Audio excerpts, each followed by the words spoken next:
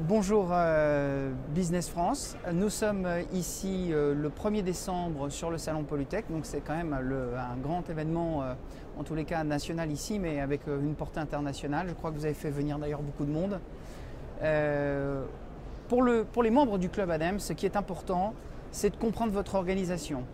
Un adhérent qui vient au Club ADEME International et qui s'appuie sur Business France, il doit comprendre exactement comment vous êtes organisé. Est-ce que vous pouvez nous en dire 2 mots ? Oui, bonjour Mathieu, merci beaucoup pour cette opportunité. Donc très brièvement pour resituer Business France, on est le bras armé de l'État pour l'export, c'est-à-dire qu'on est une agence nationale sous la tutelle du ministère des Affaires étrangères et de Bercy. Et notre mission, c'est d'accompagner les entreprises françaises à l'export, donc sur des nouveaux marchés. Donc, il faut dire quand même qu'on a 3 missions. Je parlais d'export, mais Business France a 3 missions depuis que nous avons fusionné avec l'Agence française des investissements internationaux. C'est donc l'export, Invest, donc faire venir des investisseurs en France, et puis l'image de la France à l'étranger via la campagne Creative France, qui est censée porter la créativité française, l'innovation française. Voilà pour resituer Business France très rapidement. Nous sommes présents, donc notre siège est à Paris et nous avons des bureaux à Marseille et nous sommes implantés dans à peu près 81 pays, c'est-à-dire que dans presque sur la totalité du globe, nous avons des relais, donc des bureaux Business France avec des experts sectoriels qui vont travailler sur différents sujets et on a des gens effectivement qui travaillent sur les sujets qui intéressent l'ADEME, donc les clean tech. Donc nous avec Sandrine et Marc, nous travaillons au sein du service énergie-environnement et c'est là qu'on interagit beaucoup avec l'ADEME et le Club ADEME International. On travaille beaucoup avec Olivier Chazal et avec tous les membres du club qui sont des entreprises effectivement qui vont beaucoup à l'export, qui nous connaissent bien, on les connaît bien et donc on les accompagne à l'export. Donc il y a 2 possibilités, des missions collectives qu'on organise avec une programmation annuelle que l'on monte l'année N-1 pour l'année suivante, et puis un accompagnement plus sur mesure où en fonction des besoins de l'entreprise, de son développement sur tel ou tel marché, on va effectivement l'aider à trouver des importateurs, des agents, des clients, des relais dans les ministères en fonction de ses besoins. Donc il s'agit en fait de prise de contact excessivement opérationnelle et très orientée sur le business. Absolument. Nous, notre métier, c'est de faire en sorte que les entreprises françaises, les PME, les ETI, les startups, puissent décrocher des contrats. D'ailleurs, nous sommes jugés sur le taux d'impact que notre travail génère pour ces entreprises. D'accord. Puisque Ipsos, derrière, va recontacter les entreprises pour voir réellement ce que notre travail, ce que notre accompagnement a généré pour elles, en termes de courant d'affaires. Très bien.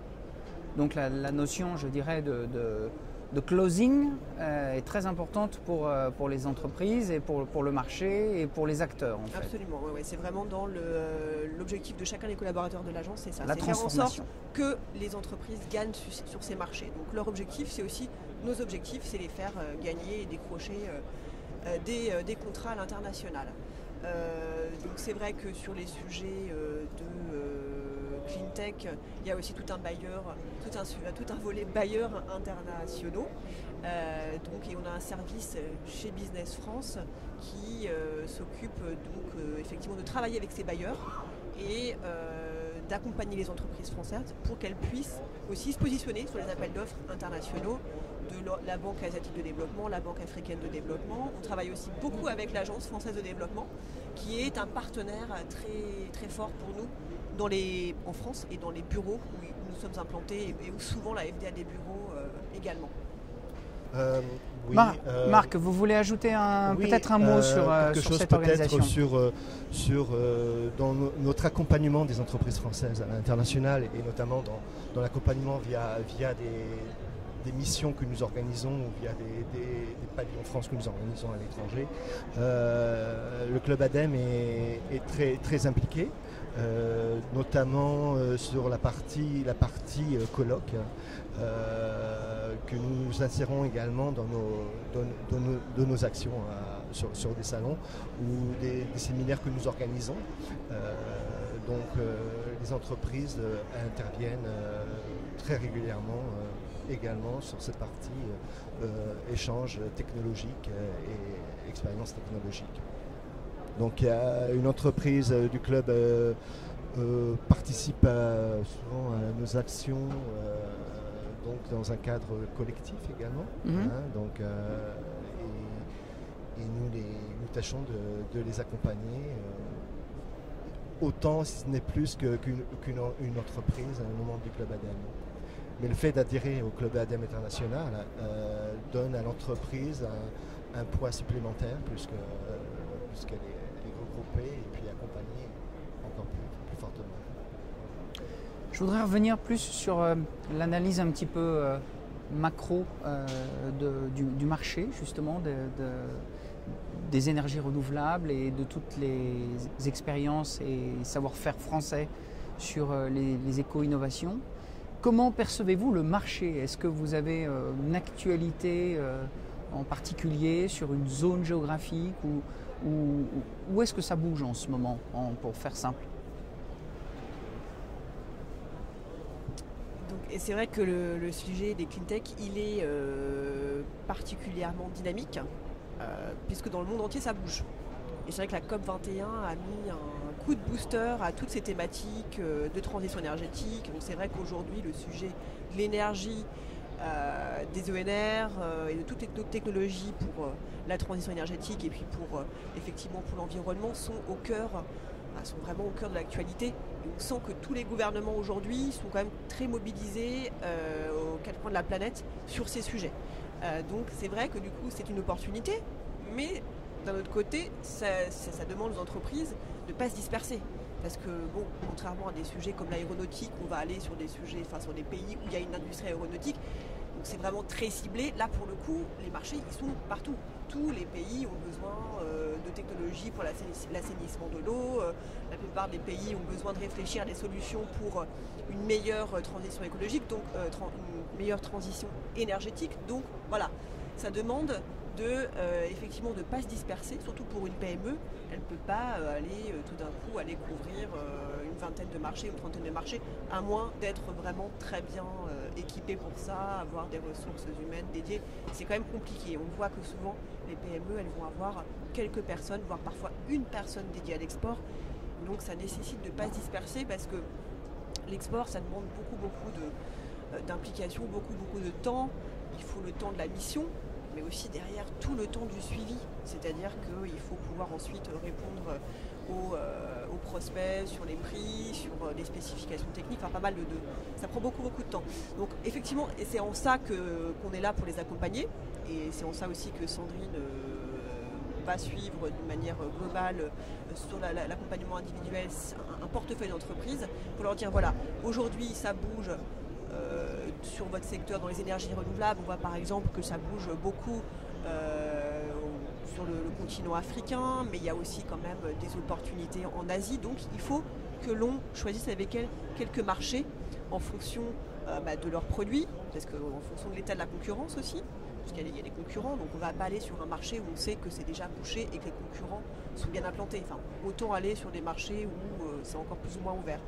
Donc c'est vrai que c'est difficile de dresser un panorama, dire voilà, dans tel marché, sur tel marché c'est ça, puisque ça bouge vraiment partout. Donc il faut vraiment mettre en perspective ce que fait l'entreprise et les besoins du marché. Et c'est en ça que l'expertise technique de nos bureaux, la connaissance fine des marchés, des acteurs, va nous aider.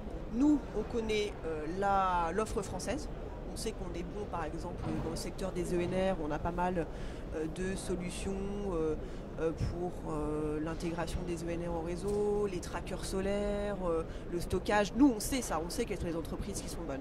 Et on travaille en binôme avec nos correspondants, nos experts dans les bureaux qui vont nous dire ah ben voilà, là ça bouge, le gouvernement, le ministère de l'énergie est en train de mettre vraiment un plan très ambitieux avec des financements derrière pour le déploiement des ENR, c'est tel et tel contact, et on va travailler en mode projet avec ce bureau pour construire soit une mission collective, soit juste un programme de rendez-vous pour l'entreprise. Et en ça, on travaille beaucoup avec le Club ADEME international et avec l'ADEME, qui a une expertise aussi technique et qui a des relais sur place également. Et on va croiser les infos du Club ADEME, de l'ADEME, les infos de nos bureaux, de l'AFD, etc. Des infos qu'on a à Paris. Et là, on décide d'y aller. On ne se dit pas, tiens, c'est sympa, on va aller faire un tour au Kenya. Non, si on fait une mission au Kenya, c'est qu'on sait qu'il y a de l'intérêt pour l'offre française, il y a des financements, il y a un intérêt, il y a un besoin. Et ça se traduit par notre programmation et on emmène des entreprises parce qu'on sait que derrière, on va sans doute pouvoir transformer. Pas dans les 3 mois, peut-être pas dans les 6 mois, surtout sur les ONR, c'est quand même des marchés qui sont quand même longs. Mais il y a de fortes chances pour que quand même, à la clé, il y ait des choses qui vont se faire pour nos entreprises. C'est-à-dire que la PME, le TI, la start-up, ou même une entreprise déjà d'une taille assez conséquente, elle peut qualifier avec vous et elle peut préparer en fait soit une tournée, soit un roadshow dans un pays et aussi organiser le suivi parce qu'on le sait, on est sur quand même des temps assez longs et il faut tenir la route, ce qui demande évidemment beaucoup de patience et d'endurance et vous organisez tous ces aspects-là. Oui, absolument. Du coup, je vais laisser la parole à Sandrine qui suit un portefeuille d'entreprise sur la durée. Donc elle a une bonne notion effectivement de tout ce temps du début où on décide d'aller sur un marché jusqu'à l'étape où on teste les besoins du marché, puis la mission de prospection, puis le suivi. Donc c'est vrai que ce sont des cycles assez longs. Et donc Sandrine suit un portefeuille d'entreprise sur cette façon-là. Donc je lui laisse la parole. Allez Sandrine, dites-nous un petit mot là-dessus sur ce coaching volet, en fait. Sur ce volet accompagnement personnalisé. Ouais.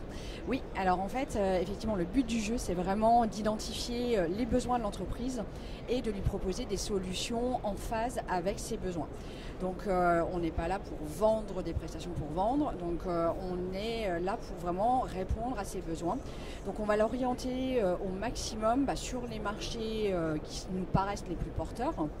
Et surtout l'aider à concentrer en fait ses efforts sur certains marchés, ne pas la disperser sur une dizaine de marchés à la fois. C'est vrai qu'on a souvent des entreprises qui nous abordent en nous disant voilà, j'ai une quinzaine de marchés dans mon radar, j'aimerais attaquer tous ces marchés en même temps. Donc là, nous, on les aide justement à prioriser les marchés clés et à choisir 1, 2, voire 3 marchés pour les sociétés qui sont un peu structurées. Comme le disait Hélène tout à l'heure, c'est vrai que souvent ils sont au four et au moulin. Donc le but du jeu, c'est vraiment de leur faire gagner du temps. Donc de leur donner les billes pour qu'une fois qu'ils arrivent sur ces marchés, ils soient le mieux préparés possible.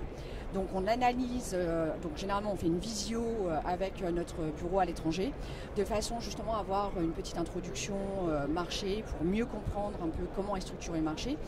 Et après, en fonction des besoins de l'entreprise, alors on peut lui proposer dans un premier temps, par exemple, ce qu'on appelle un test sur l'offre, c'est-à-dire que l'on va aller tester pour elle ses solutions sur le marché local. Donc ce sont nos équipes qui vont se faire le porte-parole de la société et qui vont relayer l'offre pour voir s'il y a un intérêt sur le marché local.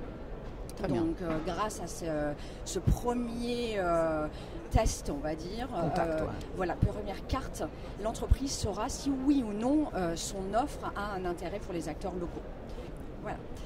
Donc le but du jeu, c'est vraiment d'avoir une offre adaptée sur le marché local. Donc si on décèle qu'il y a un potentiel pour cette entreprise, nous allons lui proposer donc un séquençage en plusieurs phases. Donc généralement la deuxième phase, donc si potentiel il y a, nous allons lui proposer ce qu'on appelle une mission de prospection.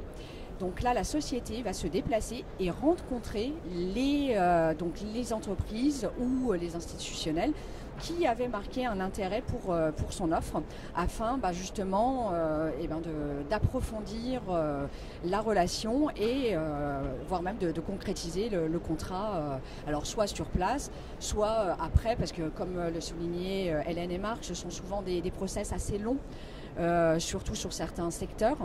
Donc il faut être patient. C'est vrai que l'international, le retour sur investissement n'est pas forcément immédiat. Qui relance ? Qui s'occupe de tenir au chaud le prospect Alors il y a deux techniques. Soit l'entreprise effectivement se sent parfaitement à l'aise avec les contacts qu'elle a noués sur place et donc va relayer, reprendre contact régulièrement avec les prospects qu'elle aura rencontrés.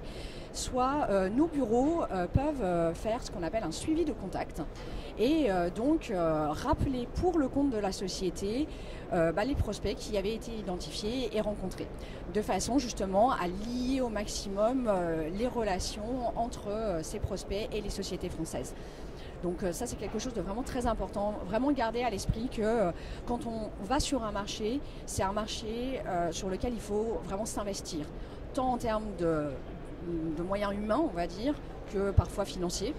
C'est vrai que les étrangers sont quand même très à l'écoute des solutions françaises et autres, mais ils ont besoin qu'on les rassure, qu'on soit là pour montrer que l'entreprise française n'est pas là juste pour faire un contrat, un one-shot et qu'elle abandonne. Nous, le but du jeu, c'est vraiment de fidéliser l'entreprise sur le territoire étranger et d'aller de succès en succès, quoi. Donc on essaie au maximum de qualifier, de quantifier et de rassurer les entreprises à la fois locales et françaises et de solidifier leur crédibilité sur place. Oui, c'est bien net.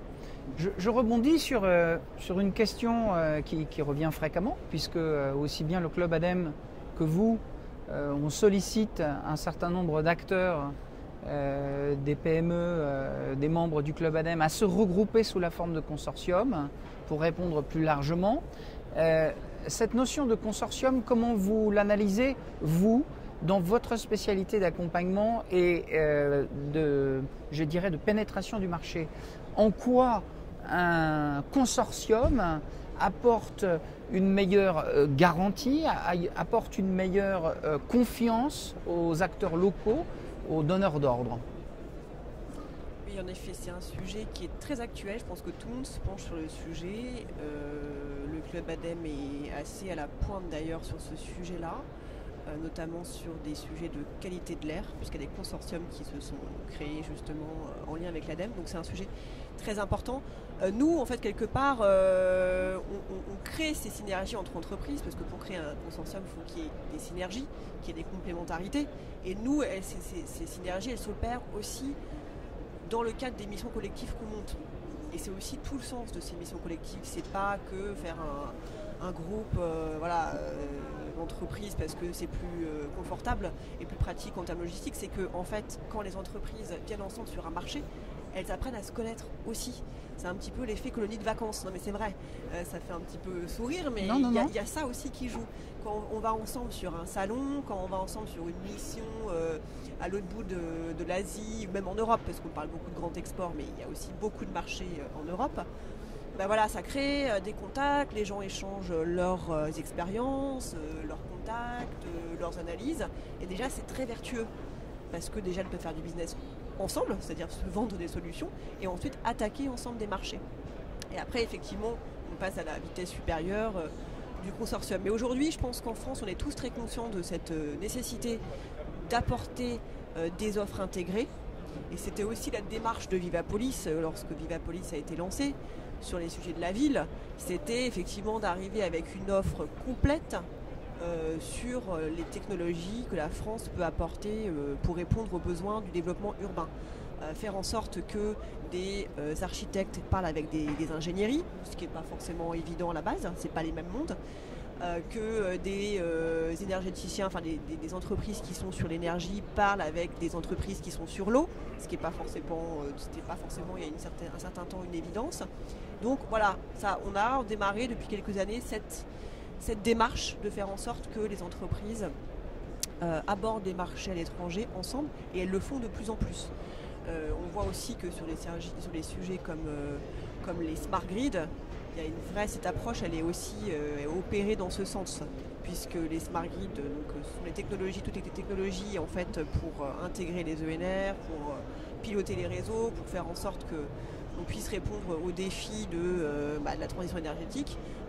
C'est aussi une façon de faire en sorte que toute cette offre fonctionne ensemble.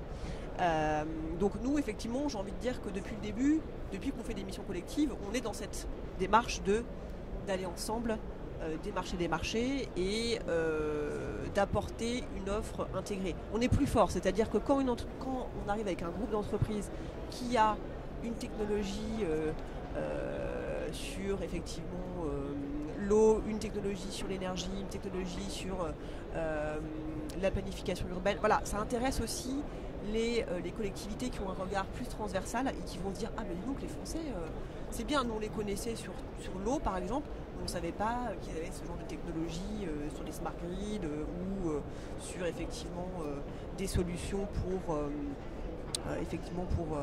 la planification urbaine, etc. » Donc c'est une démarche qu'aujourd'hui les acteurs suivent, les entreprises sont conscientes de ça, et donc je pense qu'on va dans ce sens-là, et nous on suit cette Business France, on suit cette démarche aussi. Cette organisation par ligne marketing justement, comme la ville durable, comme les smart grids, est-ce que vous percevez qu'en face, les demandeurs, les bailleurs, les gens qui veulent acheter le concept réagissent bien? Est-ce que vous trouvez qu'il y a une bonne perception, qu'en fait les acteurs s'organisent bien dans la ligne et que ça a plus d'impact? Oui, absolument. Aujourd'hui, Vivapolis, c'est une marque qui est connue. La marque Ombrelle, elle est connue. Vous allez en Chine, vous parlez de Vivapolis. Oui. Les Chinois, peut-être pas dans toutes les villes, mais ils connaissent. En Inde, ils commencent à connaître. En Asie, on travaille beaucoup sur l'Indonésie, les Philippines.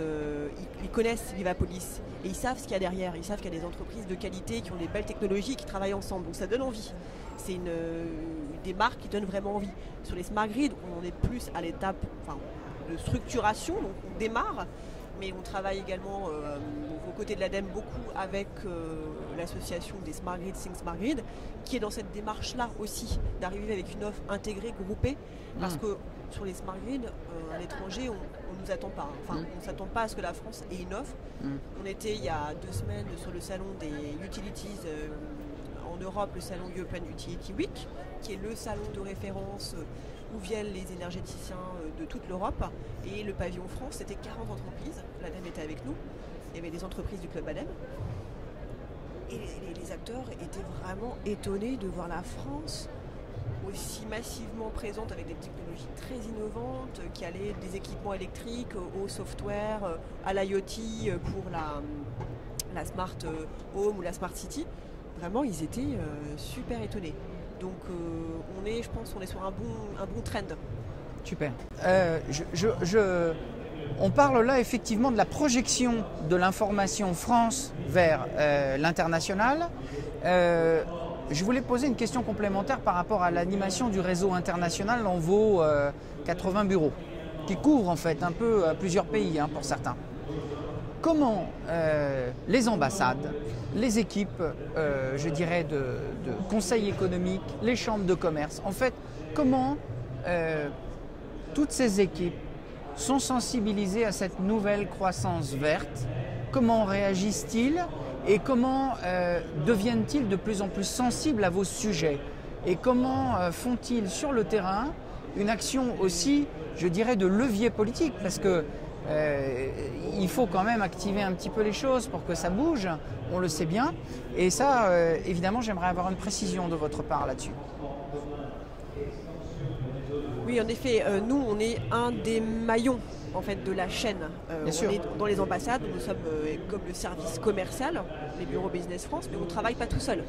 On travaille avec, effectivement, grâce aux ambassadeurs qui font un travail important puisqu'ils ont une mission de diplomatie économique.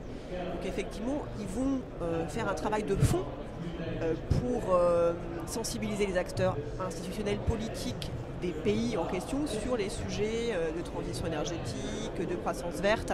Donc ils nous ouvrent la voie et ils nous donnent aussi leur carnet d'adresses. Ils nous ouvrent leur carnet d'adresses avec des contacts qu'on peut ensuite décrocher dans les ministères, ministère de l'Environnement, ministère de l'Énergie, en fonction des sujets, ministère des Transports. Donc ça, c'est très très important. On travaille également avec les services économiques qui font aussi donc, un travail de veille, de fond, sur lesquels on travaille beaucoup, avec lesquels on travaille beaucoup dans les pays, sur les sujets effectivement d'énergie renouvelable, de smart city. Dans tous les pays, en fait, on travaille vraiment main dans la main avec les services économiques qui font vraiment un travail de fond et sur lesquels on va s'appuyer pour dire voilà, on va vraiment y aller. On travaille aussi beaucoup avec les services de coopération scientifique. Oui. Parce que là où ils existent, il n'y en a pas partout, mais puisque eux ici vont travailler sur des sujets techniques et parfois on monte des missions ensemble où effectivement ils vont avoir la partie plus institutionnelle et nous on va faire la partie B2B. Donc vraiment on travaille tous ensemble, main dans la main, on a tous un rôle bien clair. Aujourd'hui je pense qu'il est clair pour tout le monde. Et puis effectivement selon les pays il peut y avoir les chambres de commerce. Les chambres de commerce, effectivement, elles sont plus sur, ensuite, une fois que l'entreprise a démarré un courant d'affaires dans le pays et qu'elle souhaite s'implanter, eh bien, la chambre de commerce peut accompagner l'entreprise dans son implantation locale, dans le recrutement de personnel, voilà, pour faire en sorte de s'implanter durablement sur le marché. On a signé des conventions dans la plupart des pays pour bien répartir, pour bien délimiter le périmètre de chacun et aujourd'hui c'est quand même à peu près clair dans la plupart des pays et on travaille plutôt bien tous ensemble et je pense que c'est un petit peu, nos entreprises nous disent, ils trouvent qu'aujourd'hui on travaille plutôt, c'est assez clair en fait, sur le dispositif aujourd'hui est assez clair sur le qui fait quoi et ça donne des bons résultats localement. Très bien. Écoutez, pour conclure, je voulais savoir quel est votre next step Business France. Vous avez quoi dans vos plans 2017, ça va être une année en plus de transition politique ici en France, mais est-ce que vous avez des axes forts pour conclure? Est-ce que vous pouvez nous dire un petit peu le programme dans les prochains mois? C'est de continuer sur notre lancée, puisqu'on travaille vraiment sur des plans de long terme, justement. C'est ce qu'a dit Sandrine, on ne fait pas du one-shot. Donc si on a décidé d'aller sur quelques marchés, on ne va pas faire une mission, une année, puis on va laisser tomber. Donc il n'y a pas vraiment de nouveauté. On va continuer ce sur quoi on a commencé à travailler depuis plusieurs années.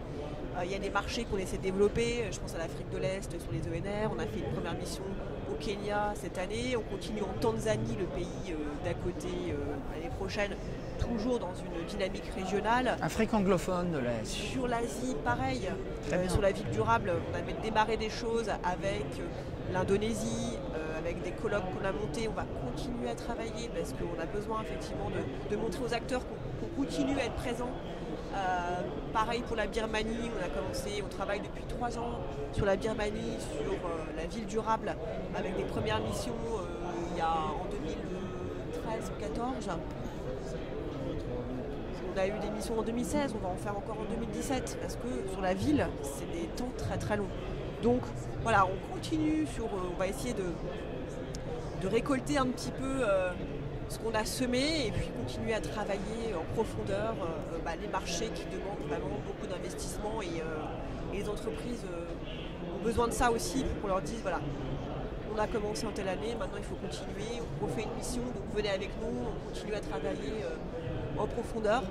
Donc voilà, c'est un petit peu ça le message important que je voudrais effectivement un petit mot de conclusion. Pareil, sur la partie accompagnement individualisé, là, le but du jeu aussi, c'est vraiment de dire aux entreprises, oui, là, il y a un marché pour vous, ou au contraire, leur dire, non, là, il n'y en a pas. Et vraiment leur faire un mot. Vraiment de bien leur préciser les priorités. Voilà. D'accord, ok. Et vous, Marc, un petit mot de conclusion? Écoutez, oui, nous, on s'attache à accompagner des entreprises le mieux possible. Après, aux entreprises à être aussi à s'investir aussi de leur côté. Nous, on leur donne des billes et ensuite c'est à eux. Il faut avoir envie. Il faut avoir envie. Dans une dynamique, il faut avoir envie de jouer et surtout il faut avoir mettre de l'investissement, donc l'investissement humain. Bien sûr. Et investissement aussi financier, bien entendu, et investissement dans la durée. Bien sûr. Je pense que c'est ce qui compte, c'est vraiment ces trois notions d'investissement qui comptent pour une entreprise. export. Voilà. Très bien, de toute façon, c'est vrai que du côté du Club ADEME International, il a été relevé que les entreprises, quand elles sont membres entre 3 ans et 5 ans au sein du Club ADEME International, elles développent un chiffre d'affaires à l'international qu'on pourrait qualifier de plus 20%. Et donc ce travail, c'est forcément ensemble avec Business France qu'il est réalisé. Et donc bravo à cette force de vente française à l'export. Et puis bon salon Polytech et puis à bientôt pour les prochaines actions. Au revoir.